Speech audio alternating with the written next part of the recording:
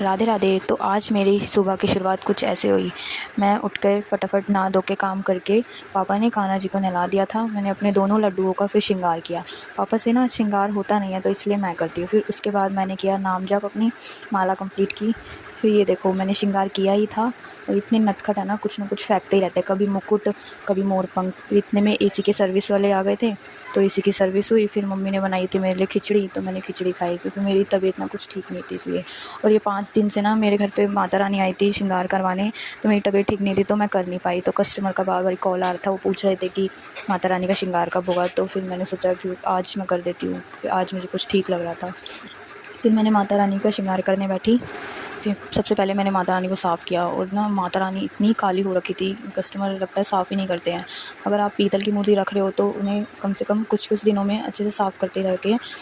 अगर आप साफ़ करते रहेंगे तो इतनी काली नहीं होगी, आपकी पीतल की मूर्ति एकदम शाइन करती रहेगी। तो मैं श्रृंगार करने बैठी, कम से कम 4-5 घंटे लग जाते हैं मुझे श्रृंगार करने में, क्योंकि आइस बनाने में ना बहुत टाइम लगता है। और बैठे बैठे ना मेरी नेक पेन होने लग जाती है और बैक में बहुत पेन होने लग जाता है। लेकिन जब मैंने माता रानी का श्रृंगार देखा, इतनी सुंदर लग रही थी, तो सारा पेन गायब हो गया। फिर आप भी घर में आसानी से श्रृंगार कर सकते। तो मैंने माता रानी को अच्छे से क्लीन किया। फिर मैंने माता रानी की परमानेंट आइस बनाई। माता रानी को क्लीन करने का सॉल्यूशन आपको दुकान पे आसानी से मिल जाएगा। मेरे पास जितने भी विग्रह या लड्डू गोपाल आते हैं वो सब ऐसे ही काले हुए रहते हैं, तो उसको पहले अच्छे से क्लीन करना पड़ता है। फिर उनकी आइस बनाती हूँ मैं, फिर उसके बाद श्रृंगार स्टार्ट करती हूँ मैं।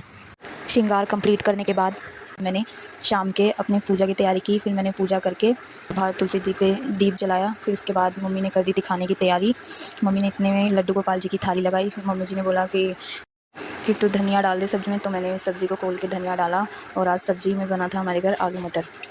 तो मैंने ठाकुर जी का भोग निकाल के ठाकुर जी को भोग लगाने के लिए ले गई थाली। भोग बहुत गर्म था तो मैंने ठाकुर जी के पास थाली रख दी थी। फिर तुलसी डाल के उसके बाद मैंने फिर थोड़ी देर में भोग लगा दिया था ठाकुर जी को। भोग लगाने के बाद फिर मैंने भी प्रसाद पा लिया था। प्रसाद पाने के बाद मैं अपना काम ख़त्म करके अच्छे से किचन साफ़ करके सारे बर्तन धो के रात में ही किचन साफ़ करके सो जाते हैं, क्योंकि फिर सुबह उठते हैं तो कान्हा जी के लिए भोग बनाना होता है, तो आसानी रहती है। फिर मैं अपना काम ख़त्म करके फिर मैंने अपने लड्डू गोपाल जी को दोनों को अच्छे से शयन करा दिया, उनको सुला दिया था। उनको सुलाने के बाद फिर मैं भी सो गई थी, बहुत थकान हो गई थी। तो ये थी मेरी आज की दिनचर्या। मिलते हैं नेक्स्ट वीडियो में। Bye bye. राधे राधे।